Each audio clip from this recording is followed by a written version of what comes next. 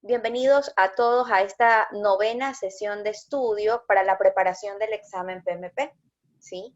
Antes de continuar con los lineamientos de esta sesión online, vamos a hacer un breve repaso de todas las áreas de conocimiento que hemos venido revisando. Y así son 9, hemos ya abarcado muchas áreas de conocimiento. Entonces, acordémonos que quien inauguró estas sesiones de estudio para la comunidad PMI Guayas en acompañamiento del grupo Los Politos fue José Luis González, quien nos dio todos los tips que tenemos que tener en mente al momento de dar el examen, ¿ya?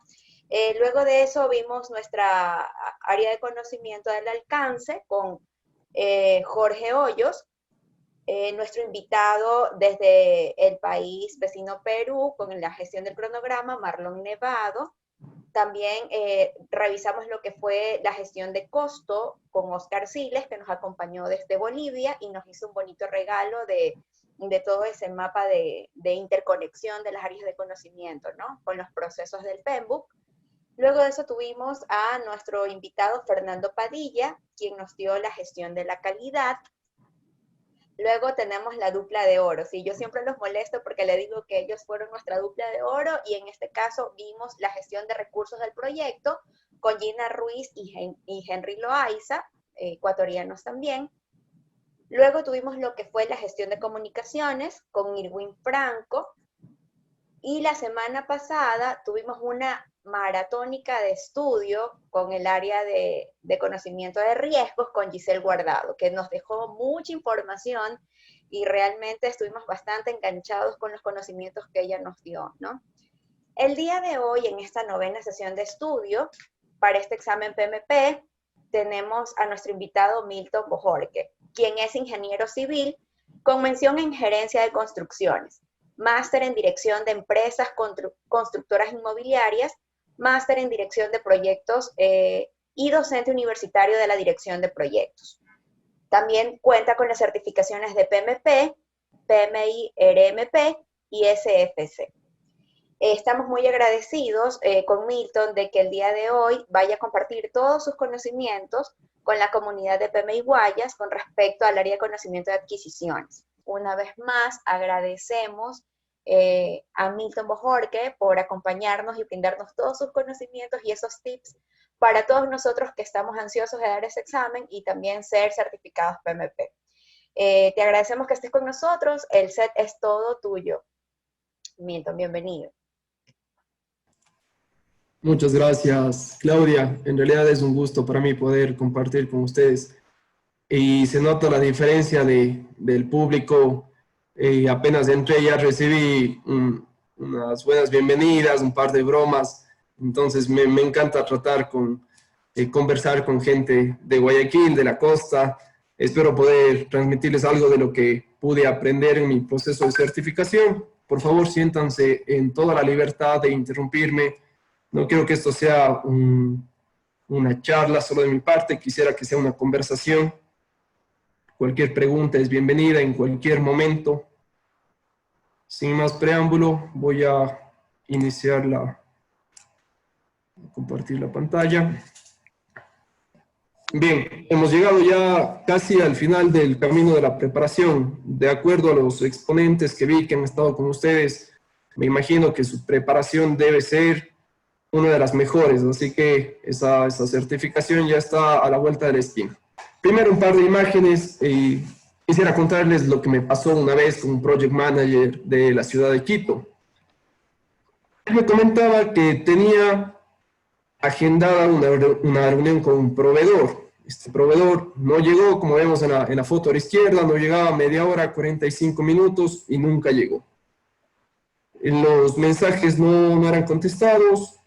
Se reagendó esta reunión, se puso en el canal de comunicaciones que se reagendaba la reunión y en la siguiente fecha sucedió lo mismo. Entonces dijimos, a ver, ¿cuál es el problema? ¿Es un mal proveedor? No. ¿Ha cumplido los tiempos en proyectos anteriores? Me dijo que sí, que nunca había tenido problema. Le dije, leamos entonces si es que en el contrato están incluidas este tipo de reuniones, porque era una reunión un poco especial, no para explicar nada de los productos que le iba a proveer, sino para un tema de gestión del cronograma, gestión de costos que necesitaba este Project Manager un poco de inputs. Dije, el contrato está incluido estas reuniones, ¿cuántas reuniones mensuales iban a haber? Me dijo no. Entonces, con este pequeño ejemplo podemos ver, en este caso el impacto fue mínimo, ¿no? Pero existen veces en que cuando no determinamos todo en el contrato, todo el alcance de nuestra adquisición, el proveedor está en toda la libertad de, en este caso, se pudo haber considerado tal vez como una grosería que no asista, pero formalmente él no tenía la obligación de asistir a reuniones que no estaban dentro del contrato, por las cuales no se le iba a pagar algo adicional. Entonces, la verdad no pudimos hacer más que pedirle de favor que si bien no está en el contrato, nos puede regalar media hora de su tiempo para una reunión. Con esto comenzamos y quiero que se quede en su mente algo muy importante en el tema de adquisiciones, que ya lo vamos a ver también en las siguientes diapositivas. Lo que no está en el contrato no se puede exigir. Bien, un poco de conceptos para iniciar.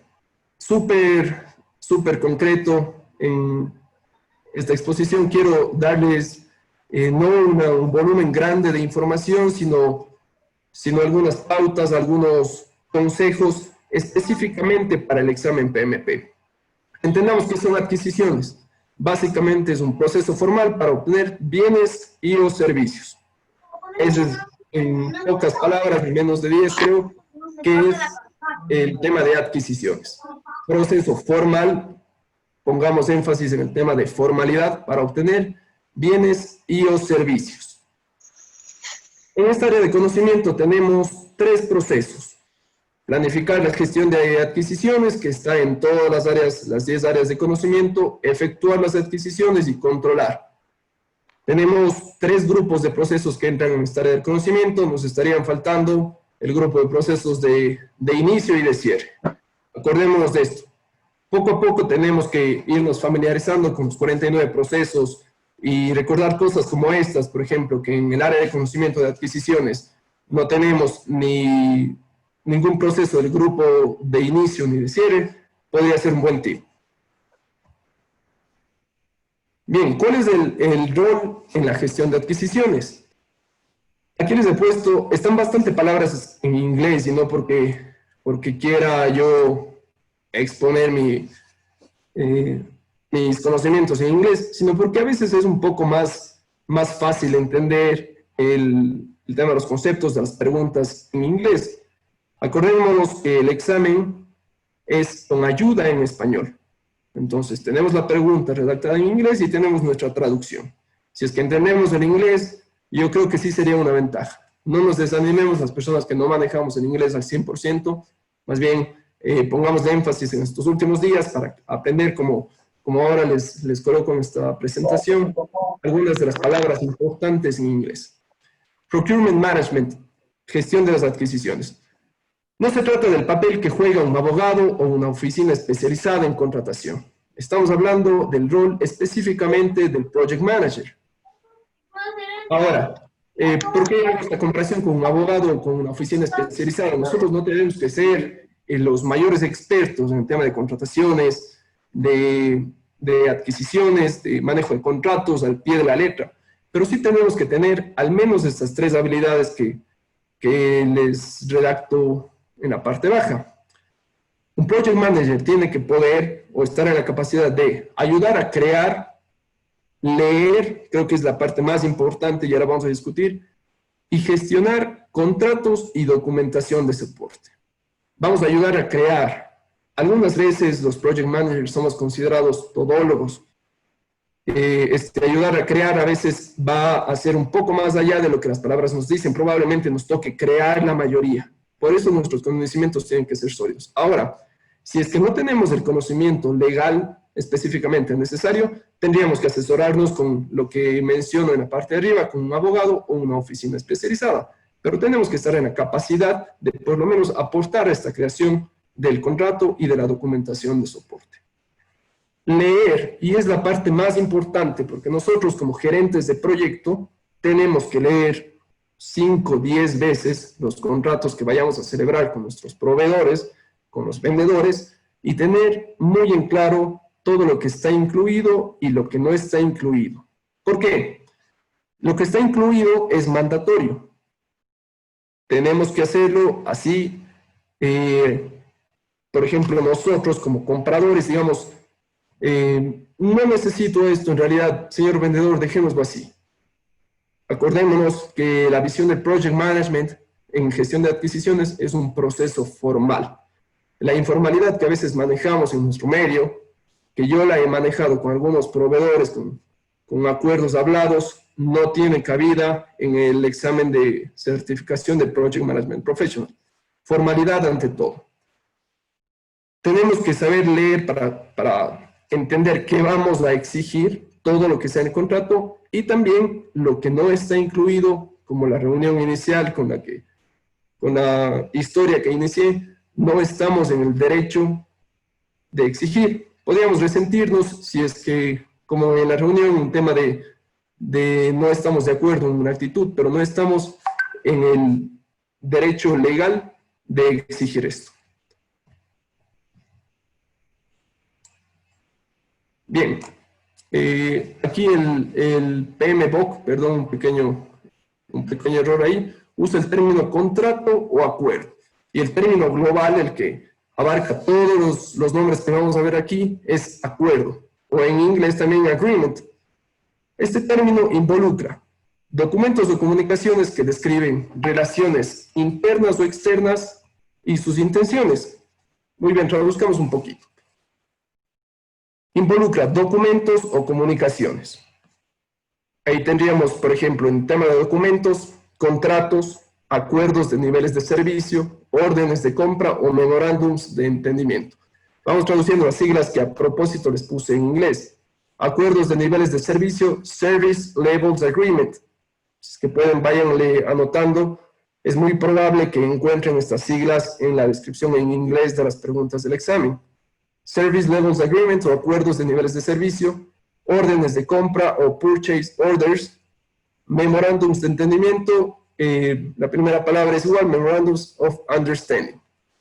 Todos estos tipos de acuerdos son gestionados a través de la gestión de adquisiciones. No nos confundamos entonces que si es que tenemos una pregunta y no leemos el término contrato, no estamos hablando de gestión de adquisiciones, no es así. Si es que se nos menciona un SLA, una PO o un MOU, estamos hablando también de gestión de las adquisiciones. Ahora, el más usado sí es la modalidad de contrato. Vamos a ver los tipos de contrato. La mayoría de las preguntas, me atrevo a decir que un 80% de las preguntas de esta área de conocimiento van a ser referidas al término contratos. Pero, ojo, estar pendientes de que pueden tener estos otros nombres las adquisiciones también. En el segundo punto les menciono, los contratos pueden ser escritos o verbales. Aquí me van a decir, pero bueno, hablábamos de una formalidad en un inicio, que por lo general nosotros por formalidad entendemos todo escrito. Acordémonos que en Estados Unidos existe la legalidad de los contratos verbales, y es ahí en donde esto cobra su importancia. La mayoría de las preguntas situacionales que vamos a tener nos va a hablar de contratos escritos, pero también, ojo, pueden ser verbales, sin perder la formalidad del caso. Por lo general son creados con una entidad externa y están involucrados en un intercambio de bienes o servicios con la compensación que es monetaria. La generalidad es que sea con una entidad externa, pero puede darse el caso que haya un proceso de adquisiciones interno también. Hablemos de una compañía multinacional en la que ahí se va a reducir el tema, un poco el tema de la formalidad, no va a desaparecer, pero podría reducirse entre un departamento u otro, tener una orden de compra, un acuerdo de niveles de servicio. Y el primer tip de la noche, obtén información sobre contratos de la compañía donde trabajas. Además de la información, se pueden generar buenas relaciones laborales con otros departamentos. Acercarse al responsable o a la oficina que está encargada de las contrataciones, se llama también compras públicas, contrataciones públicas, nos va a dar un buen contexto, un panorama general de cómo se manejan las contrataciones y las adquisiciones en el medio en el que nosotros nos desenvolvemos. Y podríamos empezar a hacer analogías, comparaciones de qué es lo que nos dice el PMBOK y cómo se está llevando en nuestras organizaciones. Acordémonos que un gran porcentaje de las preguntas en el examen van a ser situacionales. Entonces, que ustedes estén enmarcados con los conceptos que ustedes manejan en sus actuales proyectos es muy importante. Antes de pasar, acuerdos de niveles de servicios o Service Level Agreements, ¿qué significa? Probablemente algunos ya lo han leído en la guía, pero dejemos constancia. Estos acuerdos de niveles de servicio se los utiliza, es un documento formal que se los utiliza para la contratación de, como su nombre lo dice, de servicios, en donde vamos nosotros a dejar muy claro hasta qué nivel vamos a llegar con el servicio que nos van a proveer. Un poco como la gestión del alcance, ¿no? ¿Qué incluye y qué no incluye? Todas las características. Aquí entra bastante la parte técnica. El miembro del equipo técnico que esté encargado de esta específica área de la adquisición que queremos hacer va a tener que ayudar a redactar el acuerdo de niveles de servicio. Órdenes de compra es un proceso, ya lo vamos a ver más adelante, que en un inicio es unilateral. Una vez que el comprador acepta las condiciones, se vuelve ya un compromiso bilateral entre el vendedor y el comprador. Es una de las formas más sencillas de acuerdos que tenemos. Y los memorándums de entendimiento, que probablemente esto es el menos común en la bibliografía que podemos encontrar sobre Project Management, pero es muy importante y también se los llama memorándums marco, porque engloban, y esto es muy útil en el tema del agilismo, que ya lo vamos a analizar en las siguientes diapositivas. Actividades clave de la gestión de las adquisiciones. Preparar el Statement of Work, o SAW, como se pronuncia en inglés, o los que nosotros conocemos como términos de referencia. Por lo general, en las empresas públicas se usa mucho el concepto de términos de referencia. Este documento incluye el alcance de lo que vamos a contratar, precio, plazo, metodología, modalidad de ejecución y otras cláusulas que dependan ya de las empresas que los elaboren. Tenemos que preparar estimaciones de costos de alto nivel para la gestión de las adquisiciones. ¿Por qué en un inicio de alto nivel? Porque queremos tener un horizonte de hacia dónde vamos a buscar el tema de proveedores o vendedores. Tenemos también que esto no necesariamente tiene que cumplirse todo en cualquier proceso de adquisiciones, no son las actividades que generalmente aparecen. Publicitar la oportunidad de nuestro proceso de adquisiciones, identificar la lista corta, puede ser una de las metodologías. Otras metodologías de contratación pública, además de lista corta, puede ser menor cuantía, licitaciones, ínfimas cuantías, entre otras. Preparar y emitir los documentos de la licitación, esto tiene que hacer el comprador. Ya vamos a ver también la dicotomía entre comprador y vendedor, que es muy importante tener en mente una vez que respondamos las preguntas.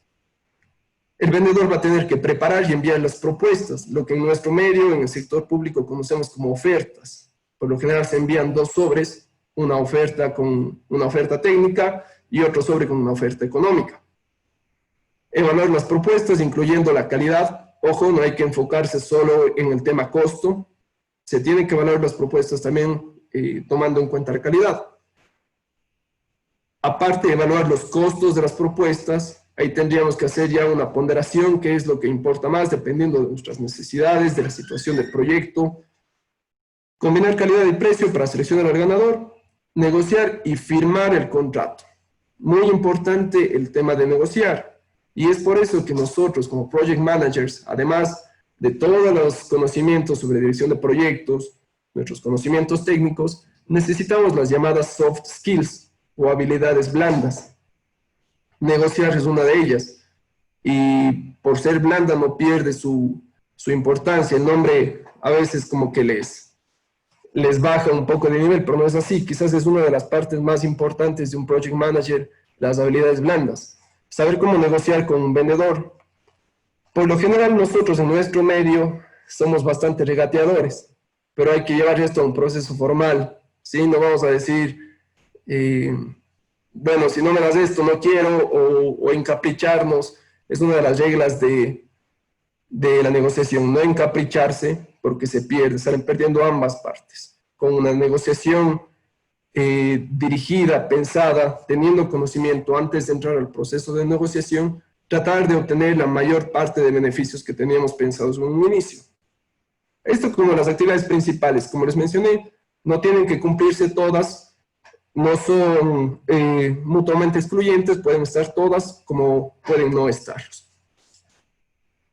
Otra parte que se analiza en la guía del PMBOK son las tendencias y prácticas emergentes en cuanto a esta área del conocimiento. La primera, avances en herramientas, plataformas para fases de adquisiciones o bidding platforms. Ojo, bid, si es que quieren recordar un poco este término en inglés, bid se usa para las apuestas, ¿no? Por lo general nosotros en nuestro medio en contratación pública se utiliza bastante la subasta inversa.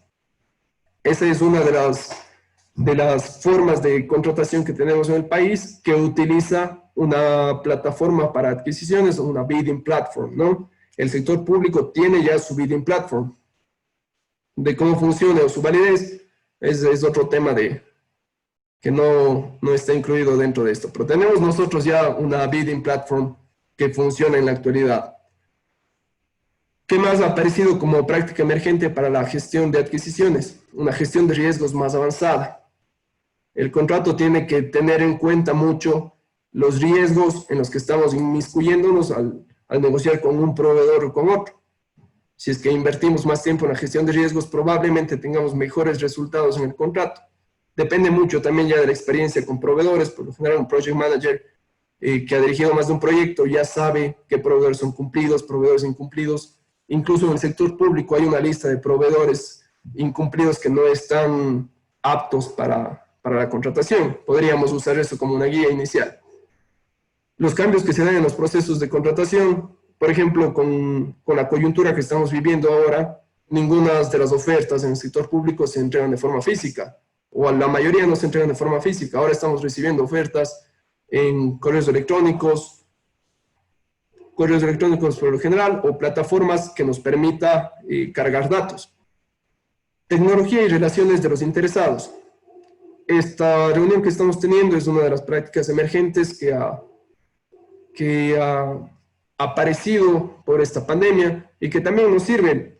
En un proceso de contratación estuve presente en una puja que fue digital.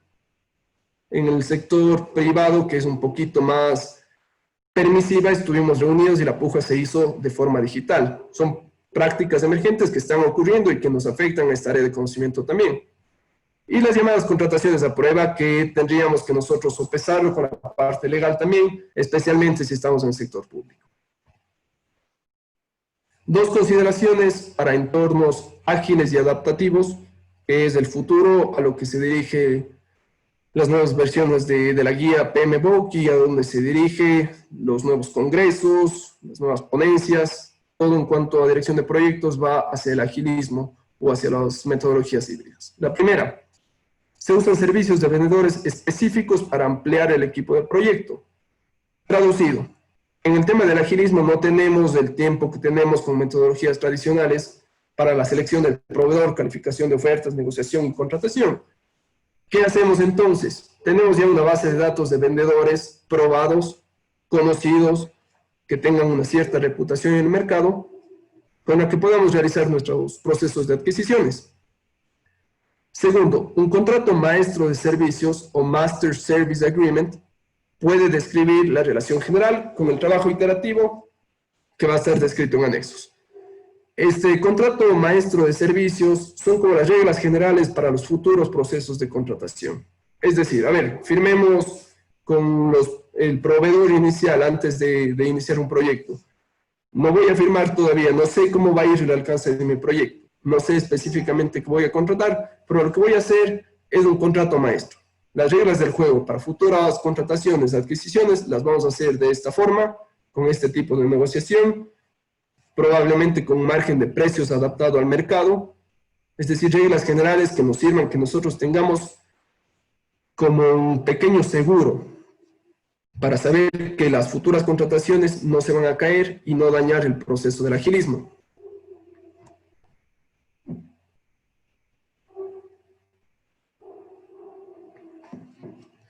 Hay que entender también la diferencia entre compradores y vendedores, buyers and sellers. En el mundo real, la persona o compañía que provee servicios y o bienes puede ser llamada contratista, subcontratista, proveedor, diseñador o vendedor, muchos otros nombres. El PMBOK y en las preguntas vamos a encontrar por lo general el término vendedor, pero hay que estar pendiente también que si es que no está este término y encontramos uno como los que mencionamos arriba, estamos hablando también de gestión de las adquisiciones. Segundo, algunas compañías pueden ser compradores en una adquisición y vendedores en otra. Seguramente José Luis en los tips iniciales que les dijo, les mencionó que las preguntas son como ese profesor malvado de la universidad del colegio que quería vernos caer y que nos ponía todas las trabas posibles. Hay que estar preparados. Las preguntas para la certificación de Project Management Professional también son así, son el profesor malo de la universidad. Nos van a poner probablemente el nombre de una empresa en una pregunta como compradores y en preguntas siguientes como vendedores. No nos confundamos, siempre el contexto de las preguntas es muy importante. Nuestro tip, leer la pregunta y definir la situación, si la situación descrita es desde el punto de vista del comprador o del vendedor. Esto va a cambiar mucho nuestra respuesta, nuestra forma de encontrar la respuesta. Si es que no se menciona, y esto es regla general, la he corroborado en el examen y en muchos libros, asumir la posición de comprador en el proceso. Nosotros como Project Managers, por lo general, vamos a ser compradores de productos, servicios que sean un input para nuestro proyecto. Perdón. Siguiente tip. Para proyectos grandes, los vendedores por lo general proveen la solución completa en lugar de incrementar el equipo de trabajo con nuevos recursos. Dependiendo de qué tipo de proyecto estemos analizando, de qué tipo de compañía, en proyectos grandes, como nos menciona aquí, la solución es completa. No nos van a dar un staff de personas que nos ayuden en el proyecto, que nosotros tengamos que gestionar, sino nos van a decir, bien, te contrataste para esto, mi resultado es este. No tienes que gestionar staff, no tienes que gestionar recursos físicos, y yo te doy la solución completa. Esto no es así para proyectos medianos y pequeños. Por lo general, en proyectos pequeños, las contrataciones van a ser desde el punto de vista que necesitamos un especialista, necesitamos un pequeño producto, pero la gestión de la calidad la vamos a realizar nosotros. La solución ya no es completa. A eso se refiere este tipo.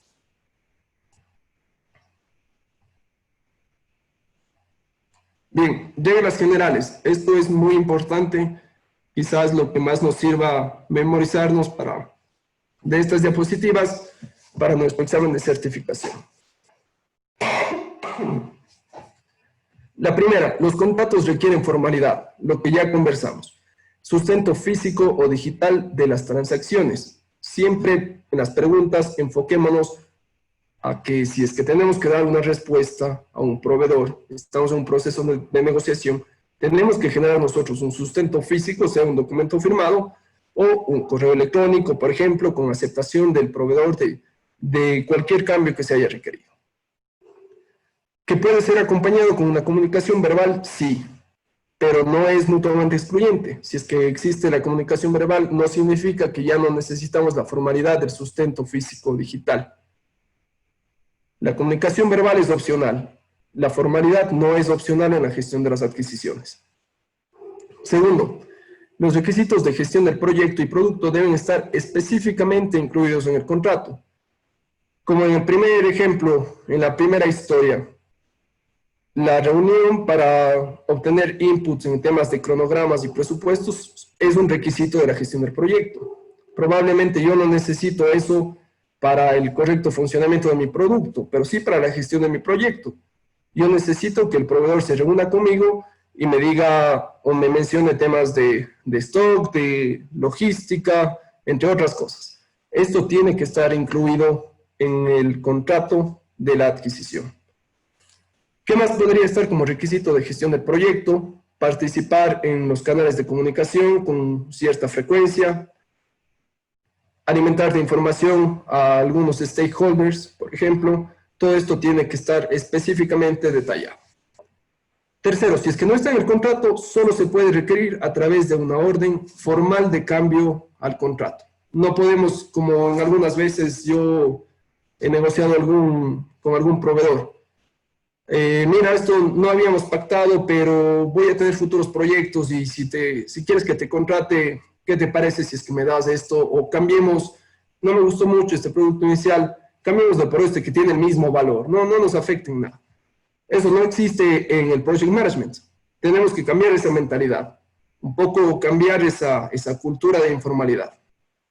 Ahora, si es que está en el contrato, debe ser realizado. No podemos decir, deja nomás, ya me diste haciendo otro trabajo, esa parte saltémonos porque estoy apretado en el cronograma. No hagas esa parte, no hay ningún problema. Eso no existe en el Project Management. Tanto para quitar como para agregar cosas en este contrato, se necesita una orden de cambio formal aceptada por ambas partes, el comprador y el vendedor. Acordémonos que si no nos dicen lo contrario, nosotros, Project Managers, somos compradores. Cambios en los contratos deben ser solicitados y aprobados por escrito, ojo, a menos que, como en esta situación que estamos, no podamos reunirnos para firmas en hojas de papel. Se puede utilizar el tema de firmas digitales, pero tenemos que tener siempre nuestro respaldo de los cambios aprobados.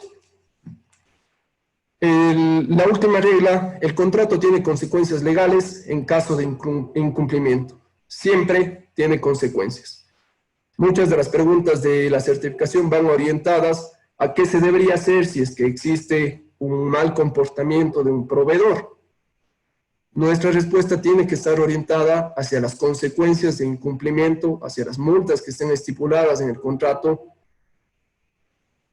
Por ejemplo, una de las formas de castigar no son el tema de las multas, y eso está definido explícitamente en el contrato. Tiene que haber una cláusula de multas. El tip de esta diapositiva.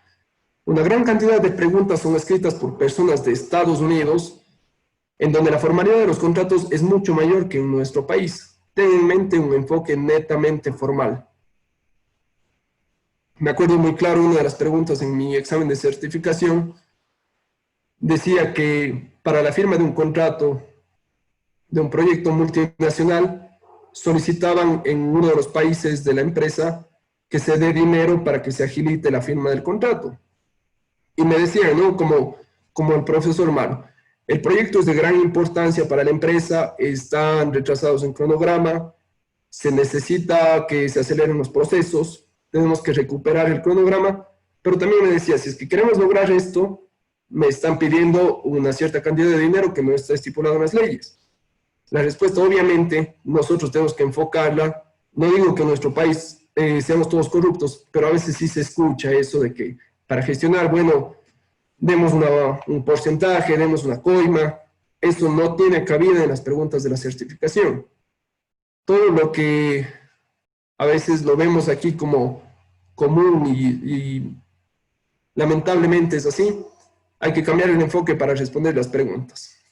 Siempre apegados al tema contratos, al tema leyes, y la respuesta en este ni siquiera era consultar con el gerente regional, que era una de las opciones, sino era reportar esta situación tanto al gerente de portafolio como al gerente de la empresa proveedora.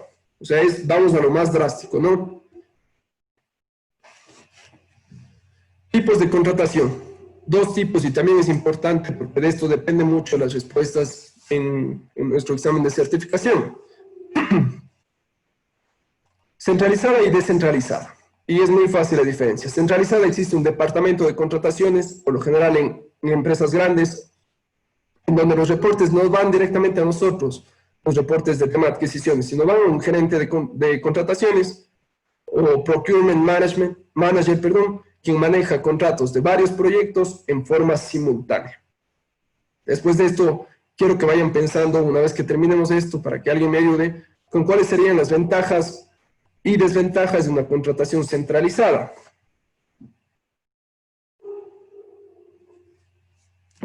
En la descentralizada, que es la más común, me imagino que ustedes han participado, que yo he participado también, el Project Management es el responsable no solo de crear el plan de gestión, sino también de efectuar y controlar las adquisiciones. Como vimos, los tres procesos de esta área de conocimiento es crear el plan, efectuarlas y controlarlas.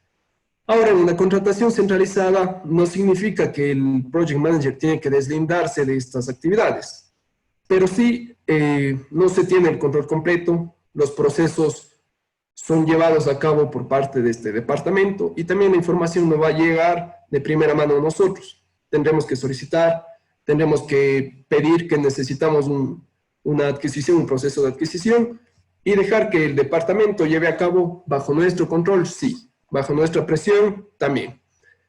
Otra nota importante, puede haber estandarización de procesos de contratación sin la necesidad de un departamento de contrataciones, correcto. No significa que si es que tenemos una contratación descentralizada, no tenemos procesos estandarizados. Yo puedo ser un project manager en una empresa que no tiene este departamento, pero yo tengo claramente los tipos de contratos que se manejan, cuál es el flujo de procesos que vamos a llevar a cabo hasta la firma del contrato, cuáles son los documentos que nosotros solicitamos al proveedor como garantías, entre muchas otras cosas. Sí se puede estandarizar sin estar centralizado en el tema de contrataciones. Otro tip, si no se menciona, asumir un ambiente de contratación centralizada. ¿Sí? Muy importante. Leer la pregunta determina el grado de involucramiento del Project Manager. Es decir, la pregunta, el contexto de la pregunta nos puede decir, ¿el Project Manager está solo de veedor, de observador, o tiene que meter mano, por decirlo así, también en el proceso de adquisiciones, independientemente de que exista un departamento para ello? Pero si no nos dicen lo contrario, nosotros asumimos que existe este departamento de contrataciones o de adquisiciones y que ellos van a llevar sus procesos. ¿De acuerdo? No sé si es que alguien se anima tal vez a darme un par de ventajas, desventajas de una contratación centralizada. Punto extra en PM Words. A ver si alguien se anima a contestar al expositor, por favor. Pueden abrir sus micrófonos.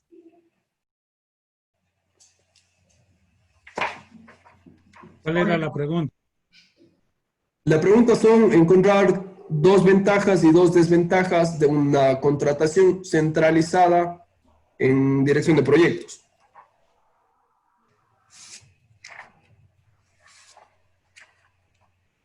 Doy una pequeña ayuda a ver si es que alguien se anima.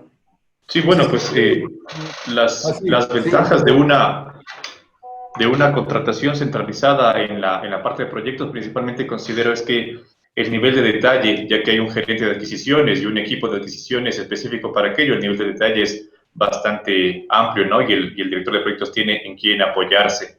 Por el contrario, una desventaja de una organización centralizada sería que como el departamento de adquisiciones con su gerente de adquisiciones y sus compradores tienen varios proyectos que atender, tienen varios frentes que atender, entonces la atención de ellos se va a ver dividida en los diferentes proyectos o en los diferentes frentes por trabajar. Entonces, como resumen, en la parte de ventajas, pues mucha especialización en cuanto al perfil, hay personas especializadas, y en la desventaja, pues la atención se puede ver dividida. Correcto, muchas gracias, Daniel. Súper claro el tema de ventajas y desventajas. Además de esas, tal vez le agregaría que en una centralizada, una de las ventajas es que siempre tienen que, por ser su trabajo diario, tienen que estar actualizados en temas de normativa, de tendencias emergentes, y el Project Manager se descuida ya un poco de eso. No se descuida, pero sí tiene cierto alivio en saber que las personas están siguiendo las últimas tendencias, principalmente en temas de normativa y legislación. Gracias, Daniel. Creo que se quedó bastante bien resumido las ventajas y desventajas de una u otra. Entramos al kit del asunto de las adquisiciones, y es en lo que ahí ustedes van a tener que usar la calculadora pequeña que les permiten usar y hacer sus cálculos rápidos. En realidad, el tema de contratos en la parte de cálculo es una de las partes más fáciles en las preguntas del PMP. Los cálculos son sencillos, solo tenemos que tener muy claro los tipos de contratos. Los macrogrupos de los contratos son 3: precio fijo, tiempo y materiales, y costo reembolsable. Vamos a ir analizando uno a uno y con unos pequeños ejemplos. El primero, precio fijo en toda su naturaleza, es que nosotros definimos para un contrato de un servicio o de un bien, cuánto exactamente vamos a pagar al centavo y ese valor es inamovible, ¿no? Por ejemplo, un contrato de $1.100.000 y no se mueve de ahí, no tenemos variaciones en precios. ¿Cuándo utilizamos esta modalidad? Cuando tenemos muy claro el alcance de lo que queremos contratar, cuando sabemos que no van a haber cambios en las necesidades de la contratación. Es una de las formas más seguras para el comprador. Vamos a ver también un pequeño gráfico, es una de las formas de contratación más seguras para nosotros como compradores en las preguntas, a menos que nos digan que somos vendedores, asumimos que para nosotros es lo mejor el precio fijo. Segundo, precio fijo más una tarifa de incentivo. Se ajusta para obtener mejores rendimientos por parte del vendedor, dependiendo también de la situación en la que esté nuestro proyecto, que ya vamos a ver en las preguntas de la guerra, de la PM Wars, ahí vamos a tener que pensar rápido en este tema, ¿no? Ahora, por ejemplo, un ejemplo de este tipo de contratos. Yo tengo un contrato del mismo 1.100.000, pero por cada mes que se anticipe el cronograma, que el project manager logre el proveedor logre anticipar la entrega del bien o servicio contratado, yo voy a agregarle $10.000 más al contrato. ¿De acuerdo? Es una tarifa de incentivo. ¿Con esto qué logro? Si es que estoy bien en temas de presupuesto y necesito mejorar en temas de cronograma, pues utilizaré un precio fijo más una tarifa de incentivo. Tercero, precio fijo más tarifa premio. Es muy similar al anterior, pero ¿qué diferencia tenemos en la tarifa premio y la tarifa de incentivo? El premio se determina previamente y con un valor máximo. En el primero, acordémonos, si es que se ahorraba un mes el proveedor, le dábamos $10.000. Si es que se ahorra 5 meses, $50.000. Y si es que es un genio para el trabajo que hace y se ahorra 10 meses, pues le dábamos lo que le correspondía. En el precio fijo más tarifa premio, nosotros determinamos cuál es el premio total que tenemos. Y después lo parcializamos, ¿no? Si es que, por ejemplo, la productividad aumenta cierto número de productos al mes, yo voy a darte un porcentaje del premio que estipulamos inicialmente. Entonces, ya el comprador tiene claro cuál puede ser su máxima erogación, es decir, el costo del producto o servicio y el premio total, que lo vaya a distribuir dependiendo de cómo sea el rendimiento del proveedor. Eso ya es diferente, pero tenemos muy claro cuál va a ser la máxima erogación que tenemos con esta modalidad de contrato. A diferencia del anterior, es muy variable, ¿no? Podemos hacer una erogación con una tarifa de incentivo de $10.000, como puede ser de $100.000. Siguiente modalidad de contrato, el precio fijo con ajuste de precios. Creo que esto es uno de los más comunes, o los que se ha visto en la contratación pública aquí en Ecuador. El PMBOK lo define este ajuste de precios debido a la coyuntura económica del país o de los países en donde se estén desarrollando los proyectos que nosotros vamos a gestionar. Temas de inflación, temas, por ejemplo, pandemia, podrían influir en este ajuste de precios, entre muchas otras causales. La orden de compra, que ya la habíamos mencionado, que es la forma más sencilla de contrato por precio fijo, es un acuerdo unilateral hasta que el comprador acepta los términos. Ojo, es el único contrato que en un inicio es unilateral, es la única modalidad que en un inicio es unilateral y se convierte ya en contrato una vez que tenemos la aceptación de ambas partes. Siguiente macrogrupo, tiempo y materiales. En este no tenemos variaciones, en realidad es muy sencillo. Pagamos por horas y pagamos los materiales. ¿Cuándo vamos a utilizar esto? Por lo general, cuando son un trabajo un poquito más intelectuales, ¿no? Tal vez consultorías, porque ahí pagamos el tiempo de las personas que están desarrollando el servicio o producto que necesitamos. Más todos los materiales, pongamos un ejemplo, una consultoría de un estudio hidrológico. Vamos a pagar las horas del ingeniero hidrólogo y vamos a pagar en materiales, impresiones, mediciones en campo, lo que se haya utilizado en materiales para mediciones en campo, entre otras cosas. El tercer macrogrupo Ahí tenemos ahí, se usa por lo general para contratar servicios cuyo nivel de esfuerzo no puede ser determinado al celebrar el contrato. El precio fijo era cuando teníamos completamente definido el alcance de la adquisición que nosotros necesitamos. Ahora, tiempo y materiales se usa por lo general para servicios, ojo, por lo general servicios y cuyo nivel de esfuerzo no se puede determinar al momento de celebrar el contrato. El tercer macrogrupo, costo reembolsable, se usa cuando el alcance es incierto también. Por lo general se incluye la utilidad del vendedor. Si es que me hablan solo de costo reembolsable, que puede ser una de las respuestas, por lo general se incluye además la utilidad del vendedor.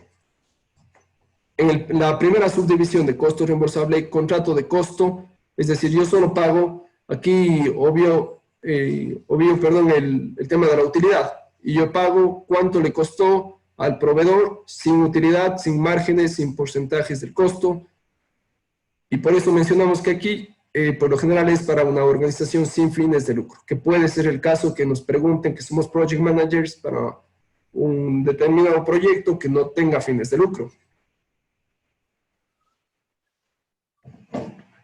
Siguiente, costo más tarifa fija. No confundirnos, es el costo lo que tengamos nosotros, obviamente contrarrestado con nuestro sistema de control de costos, no vamos solo a confiar en lo que nos dice el proveedor, tenemos que tener nuestra contabilidad paralela, pero es el costo efectivamente más un monto fijo.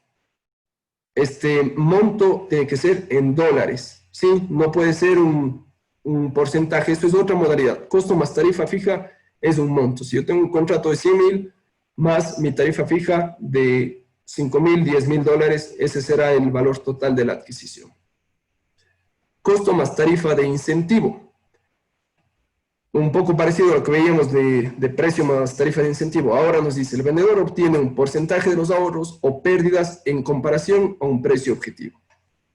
Yo defino, por ejemplo, un producto me va a costar, o un servicio me va a costar 500,000 dólares.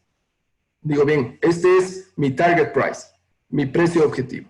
Después defino cuál es mi tarifa incentivo. Por ejemplo, 50,000 dólares si es que logra hacerlo en menos tiempo o hacerlo de una forma en que resulte más conveniente para nosotros como project managers. Y se define, a ver, por tajadas, ¿no? ¿Cuánto se lleva el vendedor? ¿Cuánto se lleva el comprador? Ya sea en beneficio o en perjuicio. Si es que el costo del proyecto, el target, se superó, no fue 500,000 dólares, sino fue 600,000 dólares, este excedente de 100,000 dólares también lo va a tener que pagar el vendedor, no solo el comprador. Ahora, la regla por lo general, lo que se usa en la mayoría de los casos es 80-20. 80% para el comprador y 20% para el vendedor. Con esto, ¿qué logramos? Que no exista un consumo excesivo de recursos por parte de nuestro proveedor o del vendedor. Si es que él ya va a tener que sacar de su bolsillo el dinero, si es que supera un cierto límite, va a tener mucho más cuidado con el tema de costos. Costo más tarifa de premio. Tenemos la misma comparación que en el primer macrogrupo. Parecido, pero no hay posibilidades de penalidad para el vendedor. Entonces ahí ya eliminamos, ¿no? Como solo es una tarifa de premios, si es que logra un objetivo, yo le doy un beneficio económico, pero no le digo, a ver, si es que no logras este objetivo, también tienes que pagarme tú una parte de lo que se haya excedido en el tema presupuesto. Y el más conocido también por nosotros, costo más porcentaje. A ver, yo cobro para una construcción de una casa el costo más un 20% que nosotros llamamos indirectos, en donde está incluida nuestra utilidad. Tenemos aquí una gráfica que nos resume un poco el tema de riesgo, tanto para el comprador como para el vendedor, dependiendo del tipo de contratos. Y tenemos dos flechas que son completamente opuestas. Vemos que para el comprador, que vamos a ser nosotros, los project managers, en la generalidad de casos, el mayor riesgo está con un contrato de costo más porcentaje. Y lo más conveniente para nosotros como compradores va a ser el precio fijo. lo contrario para el vendedor. Al vendedor le conviene que se haga un costo más porcentaje. Ahí no, nosotros como compradores no tenemos ningún control en tema costos y él mientras más gaste, más va a ganar. Entonces es lo más adecuado para él. Pero si es precio fijo, entonces ya el vendedor va a decir, bueno, voy a ahorrar recursos, no puedo gastar $1 más y el riesgo está del lado del vendedor. Bien, no sé si tienen algunas preguntas antes de pasar a las preguntas que yo les tengo preparadas. No, adelante, las preguntas. Te cuento que en el chat no tenemos ninguna pregunta realizada por los participantes el día de hoy en esta sesión de estudios. Pero Eso si alguien significa quiere... que o todo quedó claro o que no se entendió nada. Yo creo que todo está claro, porque Milton, estamos bastante preparados. Pero bueno, adelante con las preguntas. muy buenas noches. No sé si escribí las preguntas o las puedo decir abiertamente. Sí, por favor, claro. Ya. ¿Qué tal, Milton? Muy buenas noches. Una consulta. En el contrato que es el precio fijo con honorario más incentivos, en el que hablábamos de, por ejemplo, que se le da $10,000 al proveedor por cada mes que el proveedor logre anticipar o terminar apresuradamente el trabajo, ¿esta cantidad la pagamos mensualmente, por ejemplo, semestralmente o al finalizar el contrato? Muy buena pregunta, y ahí depende ya la habilidad de nosotros y conocimiento en tema de elaboración de contratos. Todo depende de lo que nos diga el contrato. Vamos a tener en el contrato una cláusula de pagos, modalidades de pago, en donde vamos a determinar nosotros el incentivo, la tarifa de incentivo se pagará con planillas mensuales o al finalizar el contrato. Lo más lógico sería al finalizar, porque podríamos ver el ahorro real, ¿no? Pero si es que decidimos comparar mensualmente con las erogaciones mensuales que teníamos planificadas, se podría hacer una cierta modalidad. Pero lo más conveniente es definir al final del proyecto, a ver, efectivamente, el costo actual fue con un ahorro de $20,000, entonces, con ahorro de 2 meses, perdón, entonces te pagamos $20,000. Entonces, sí sugeriría yo que sea al final, pero, ojo, el papel resiste todo y a veces el contrato nos juega una mala pasada para nosotros como project manager si no lo tenemos muy bien definido y asesorados por una parte legal si es que no tenemos nosotros el conocimiento suficiente. Ok, bueno, entonces entendería que todo depende del cronograma de pagos, pero en lineamientos generales lo mejor o lo más recomendable sería hacer un pago al final del contrato. Exactamente. Ya, chévere. Perdona que te haga otra consulta. No, En con cuanto a gusto. la solicitud de cambio de contrato, pues entiendo que la solicitud de cambio es un proceso formal, pasa por el proceso de control integrado de cambios del proyecto. Sin embargo, pues aquí hay otros actores, ¿no? Aquí hay otro actor que es el vendedor, hay otro actor que también es el gerente de adquisiciones. Entonces, tomando en cuenta estos dos actores, tanto vendedor como gerente de adquisiciones, ¿en qué cambia o cuál es el procedimiento para hacer una solicitud de cambio al contrato? Porque claro, lo tenemos en cuenta y tenemos bastante claro cómo hacer una solicitud de cambio a los planes de gestión o a las líneas bases, pero ¿cambia en algo o debería cambiar en algo una solicitud de cambio al contrato? Sí, bueno, vamos por partes. En el tema que tengamos nosotros una contratación centralizada, va a ser mucho más fácil porque las solicitudes de cambio no van a ser solo de nuestro proyecto, sino van a ser de muchos otros proyectos. Entonces el proceso va a ser muy claro. Que tiene que estar anidado con nuestra gestión del control de cambio, efectivamente. Segundo, el vendedor se acata a los términos que el comprador propone en el contrato.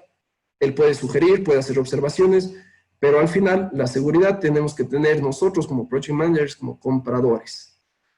Sí podría generar un poquito de tramitología, de demoras, pero si es que comparamos el beneficio que tenemos nosotros al realizar este proceso a través de todo de la formalidad del caso, yo creo que vale la pena así nos toma un poquito más de tiempo.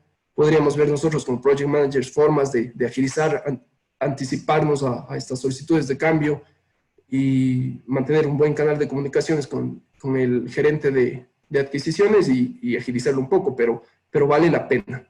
Así tengamos del otro lado al vendedor, así tengamos los trámites con el gerente de adquisiciones, tenemos que seguirlos porque es la formalidad. Acordémonos que la formalidad en los contratos es lo más importante para las preguntas del PVP. Ok, gracias. Muy gentil. Gracias.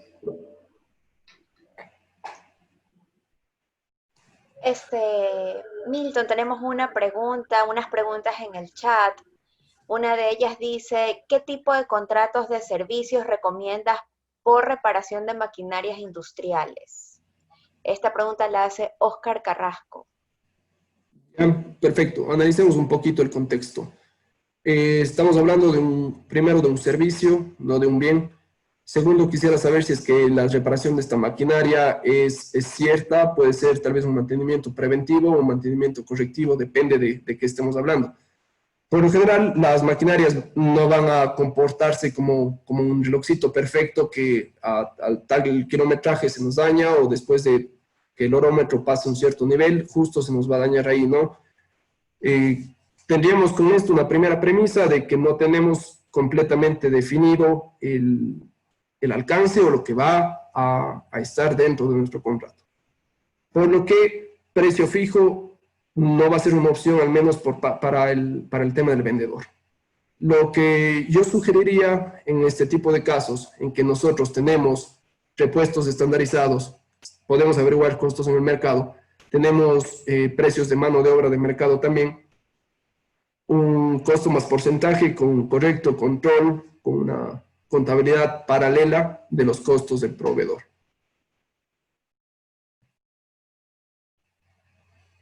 Bien, y hay otra pregunta también que nos hace Mauricio Boada, dice, ¿la gestión centralizada y descentralizada es independiente del tamaño de la organización? No necesariamente, no hay una regla que mencione que desde que la empresa tiene un patrimonio X, tiene que tener una centralización. Pero sí vamos a ver una generalidad que ya para empresas de cierta envergadura, probablemente ya a nivel nacional, tal vez las de nivel local no, pero sí a nivel nacional y mucho más a nivel multinacional, van a manejar procesos centralizados de contratación porque necesitan un control estricto, porque no vamos a ser nosotros los únicos que solicitemos que se efectúen adquisiciones para la empresa. Entonces, la respuesta concreta es sí depende del tamaño. Las nacionales y multinacionales, por lo general, van a tener un proceso de centralización de adquisiciones. Bien, Amalia Quintero también pregunta, dice, por favor, ¿podrías recapitular el contrato más conveniente para el vendedor y el más conveniente para el comprador? Por supuesto. Sí, justo estamos en la diapositiva con la gráfica. Si nos fijamos, la flecha que dice buyer, que es comprador, que vamos a hacer nosotros a menos que la pregunta nos diga lo contrario, en donde tenemos menos riesgo es el precio fijo. ¿Por qué tenemos menos riesgo? Porque sabemos exactamente al finalizar nuestro contrato cuánto vamos a erogar. Esta erogación la vamos a poder planificar. Y también nuestros índices de gestión del costo van a ser mucho más estables. Al contrario que con una contratación de costo más porcentaje. No sabemos nosotros cuánto va a ser el costo al final del proyecto y nuestros índices de desempeño en costos van a ser bastante volátiles. Para comprador, entonces, precio fijo recomendado con una correcta negociación. Tampoco vamos a poner un precio fijo altísimo y nosotros nos quedamos tranquilos, pero fregados. Para el tema del comprador, completamente lo contrario. Perdón, del vendedor, donde la flecha que dice seller es lo contrario del comprador. Un costo más porcentaje, él tiene toda la libertad de gastar en repuestos de mayor calidad para quedar mejor con el proyecto. No se miden costos. Si es que se ve un poco apretado en tema de cronograma, contratará más personal. Es decir, va a tener todas las herramientas necesarias porque el costo no está limitado. Además, mientras más gaste, más gana él. el vendedor. Por lo tanto, para él, al contrario del caso de los compradores, lo más conveniente es costo más porcentaje. Bueno, pues Amalia por el chat le está agradeciendo. Con Creo que mucho le gusto. quedó clara la explicación. Y aquí tengo una pregunta curiosa de Fernando Rojas, porque dice, en tu experiencia en el examen PMP, aproximadamente cuántas preguntas de esta área de conocimiento tuviste y cuál sería tu recomendación para tener presente como enfoque de estudio. Claro que sí. Bueno, en realidad uno cuando ingresa a ese examen tiene que tener la mente completamente aislada. No podría dar un número muy exacto de cuántas preguntas fueron, pero yo creería que alrededor de un 15% de las preguntas fueron de tema de adquisiciones. ¿Cuál sería el enfoque de estudio?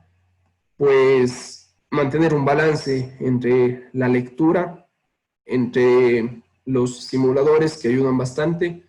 Una cosa que a mí me ayudó mucho es en los simuladores que me ofrecían las opciones de revisar las respuestas o la explicación de por qué contesté mal. Y muchas veces son respuestas que nosotros tenemos en la cabeza, que el concepto está muy claro, pero nos mareamos ahí con los textos largos, con alguna información que no era útil. Entonces, darnos cuenta de que algunas cosas nos están mareando en la pregunta y que tenemos que enfocarnos directamente en ciertas partes, nos ayuda mucho. Entonces, respuesta resumida, lectura con simuladores y revisando todas las fallas y la retroalimentación que nos ofrezcan los simuladores. Tiene mucho que ver, estoy seguro de que ya han escuchado mucho esto, pero es la realidad. Yo les digo porque viví en los dos procesos de certificación que atravesé.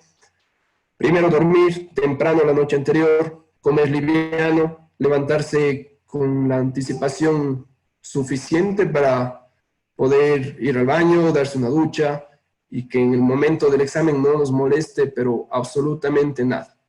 Que no nos pique nada, por eso hay que incluso ir bañados, no tiene que molestarnos nada, no usemos productos que no hemos probado. Por ejemplo, tuve el caso de un compañero que justo había comenzado a usar un tratamiento para la piel antes del examen y era una comezón terrible que no le dejó concentrar y le afectó muchísimo. Entonces, seguimos nuestra rutina para el examen, vamos a lo conocido.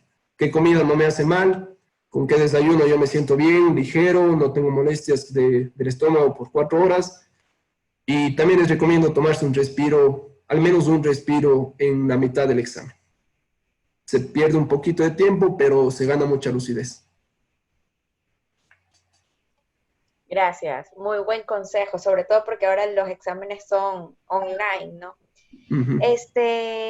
Bien, también agradece Fernando que le hayas respondido. Y la última pregunta que tenemos en el chat, bueno, lo saludan, dice, hola Milton, ¿qué contrato es conveniente cuando se utiliza agilismo?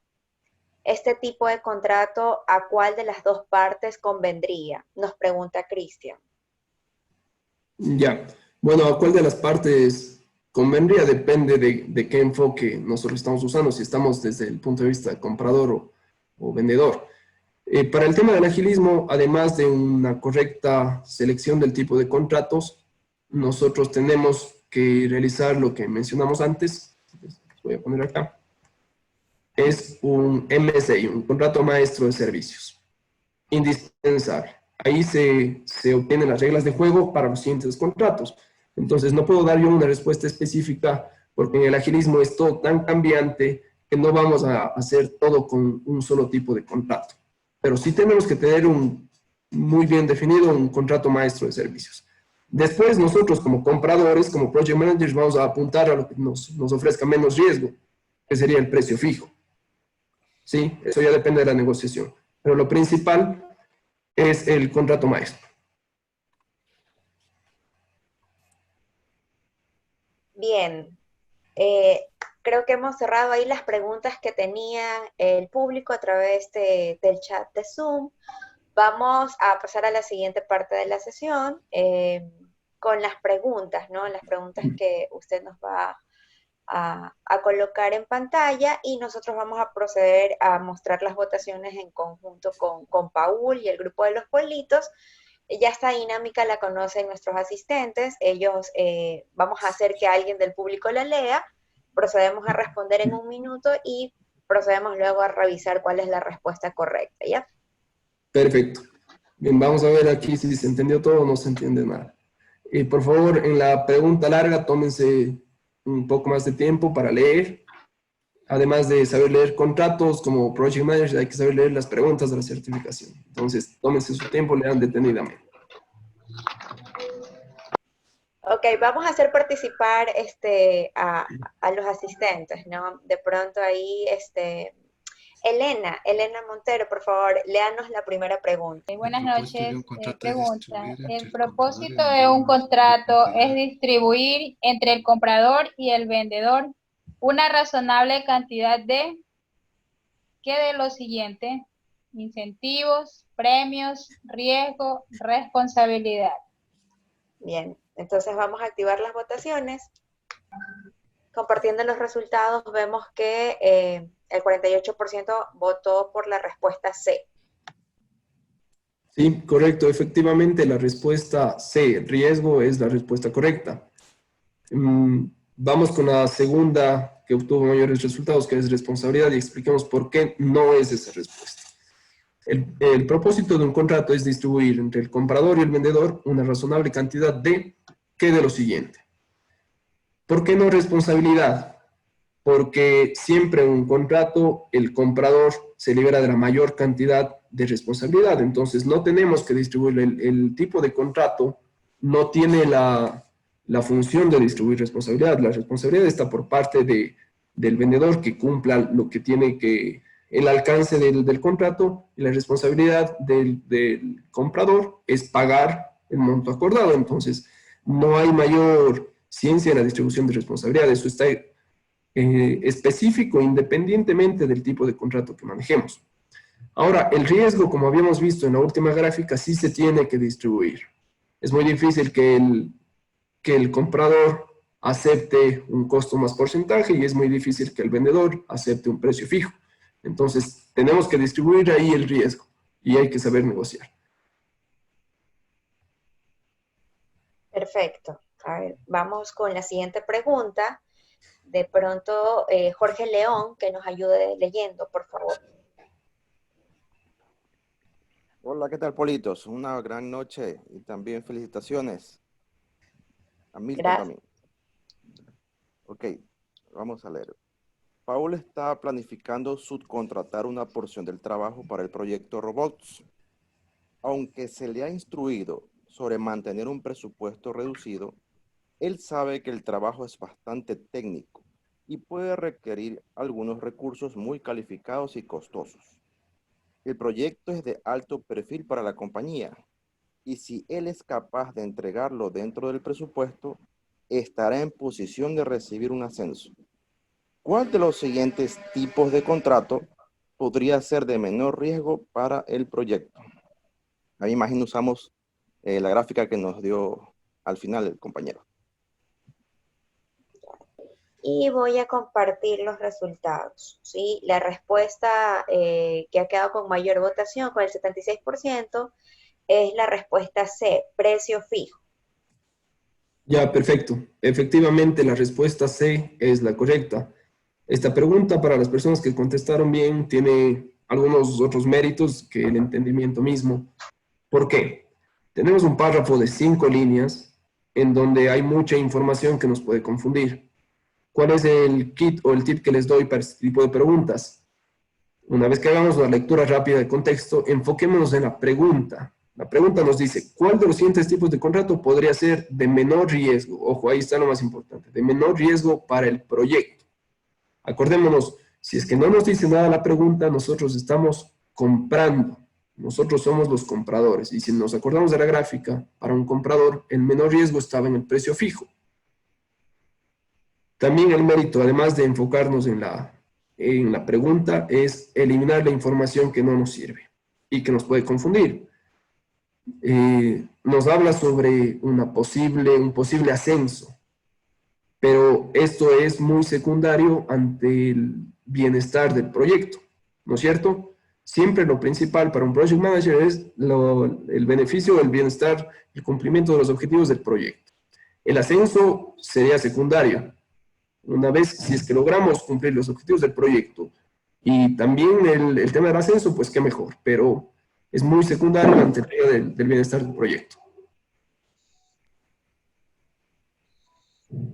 De acuerdo. Vamos a las siguientes preguntas. Vamos a pedirle a Alixia Villamar que nos ayude. Hola, buenas noches con todos. A ver, Yolanda ha tercerizado una porción del proyecto con un proveedor. El proveedor ha descubierto algunos problemas que influenciarán el costo y cronograma de su porción de proyecto. ¿Cómo debería el proveedor actualizar el acuerdo? 1. Firmar un nuevo contrato entre el proveedor y Yolanda. 2. Emitir un memorando y una solicitud de trabajo firmada por el proveedor y Yolanda. 3. Los contratos de gestión de proyectos tienen cláusulas que permiten a los proveedores ajustar su trabajo de acuerdo a con los imprevistos. 4. Definir una cláusula con multas muy importantes. Y vamos a compartir los resultados en donde la respuesta B, el 60%, respondió que deben emitir un memorando y una solicitud de trabajo firmado por el proveedor y Yolanda. Ya, bueno, esta respuesta que ganó en la encuesta es incorrecta. La respuesta correcta es la tercera. Vamos a ver por qué. El panorama claro es que hay problemas con el proveedor y quiere actualizar el acuerdo. Acuerdo puede ser, no nos menciona, pero contrato es uno de ellos, ¿no? Contrato, órdenes de compra, las otras que vimos. Nos dice aquí, vamos uno por uno, firmar un nuevo contrato entre proveedor y Yolanda, no. Es muy raro, yo diría que no sucede, que se deja sin efecto el contrato firmado inicialmente y se crea uno nuevo. Eso no sucede. Segundo, emitir un memorándum y una solicitud de trabajo. Primero, esas siglas no corresponden a solicitud de trabajo. SOW es Statement of Work, la definición del trabajo, no es una solicitud. Entonces, si es que nosotros nos ponemos a pensar desde ahí, ya está mala información que nos da. Si es que no estábamos claros y pudimos notar esa pequeña falla, eso ya nos da una pista de que no es la respuesta correcta. Ahora, para actualizar el acuerdo, el contrato, nosotros habíamos dicho que se tiene que seguir un proceso formal. Emitir un memorándum y una solicitud de trabajo, no estamos con una correcta gestión del cambio. Estamos solo emitiendo ya documentos y una solicitud de trabajo. No existe un acuerdo entre el comprador y el vendedor. La tercera, los contratos de gestión de proyectos tienen cláusulas que permiten a los proveedores ajustar su trabajo de acuerdo con imprevistos. Esta es la respuesta menos mala, digámoslo así. No es la que uno se queda 100% satisfecho, pero si vamos por eliminación, los contratos efectivamente deben tener cláusulas del tema de cambios, como todos los contratos que nosotros hemos firmado, y también obedece a lo que hemos venido diciendo, que a través de las cláusulas que están en el proyecto, de una manera formal, se puede realizar cualquier cambio. La última, definir una cláusula con multas muy importantes, se parece un poco al primero. No podemos alterar el contrato inicial. Ya existe un contrato, ya están definidas las cláusulas, probablemente con multas o sin multas, pero cambiar el contrato es una de las últimas opciones a la que tenemos que acudir. Bien, muchas gracias, Milton. Y ahora vamos a pedirle a William Vicuña que nos lea la siguiente pregunta. Sí, buenas noches. Hola. Pregunta, dice, ¿en qué grupo de procesos ocurre la negociación de contrataciones? Y ahí nos dan 4 alternativas: ejecución, planificación, inicio y cierre. Esta es facilita para que no se vayan enojados. Y vamos a compartir los resultados, donde el 50% de los participantes indican que la respuesta correcta es A, ejecución. Y la segunda respuesta, con el 36%, indican que es B, planificación. Ya, correcto. Nuestra respuesta a la mayoría respondió bien. Lo correcto es en el grupo de procesos de ejecución. Tenemos nosotros 3 procesos. Planificar la gestión de las adquisiciones, efectuar las adquisiciones y controlar las adquisiciones. En el tema de planificación, nosotros definimos, los planes subsidiarios son como las reglas del juego, ¿no? Cómo vamos a manejar el tema de negociaciones, pero no la negociación en sí, sino qué metodología vamos a utilizar. Entonces, en planificación, ni siquiera tenemos nosotros, si es que es una licitación, cuáles son los ofertantes, o si es que es una lista corta, no tenemos definido. En el grupo de procesos de ejecución, ya hemos llevado a cabo la mayoría de las actividades principales, que es publicar, definir de acuerdo al plan cuál es la metodología que vamos a utilizar, o si tenemos ya una lista de proveedores que hemos confiado, y con ellos, una vez que revisemos tanto la calidad como la parte económica, procedemos a una etapa de negociación. Entonces, es en la ejecución, cuando ya estamos realizando las adquisiciones, en donde nosotros negociamos con el vendedor.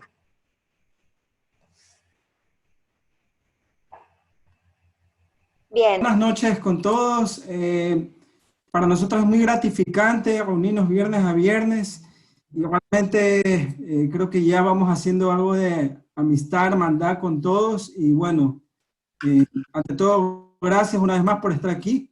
Y bueno, Milton, esto es algo con mucho cariño, la verdad, que hemos preparado para ti en esta noche, es un CUDO. De esta manera también motivar a todos nuestros participantes, a nuestros invitados especiales y a los demás asistentes a que se animen a estas actividades de voluntariado que lleva adelante el capítulo PMI Guayas. Nos parece que ha estado absolutamente fantástico la ponencia de hoy día, Milton, de parte del equipo Politos. Expresamos nuestra gratitud por tu contribución a la difusión de las buenas prácticas en proyectos y por tu colaboración a las sesiones de estudio para la certificación PMP. Pues ha sido absolutamente fantástico. Esperamos que sea de tu agrado este CUDO, tratamos de identificarnos un poco con las actividades que tú haces, y bueno, realmente estamos muy agradecidos por esta sesión, muy agradecidos con todos. Claudia, eso sería todo por mi parte. Bien, muchísimas gracias, Milton, una vez más.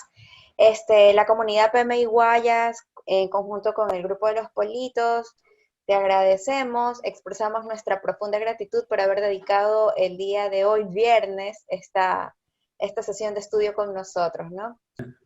Expresarles también mi emoción, fue un gusto enorme compartir con ustedes, como les dije en un inicio, un excelente grupo, siempre a las órdenes, por favor cuenten conmigo, siempre que el tiempo me lo permita, estaré dispuesto a ayudarles, a compartir, a aprender de ustedes también, y muchas gracias por la invitación.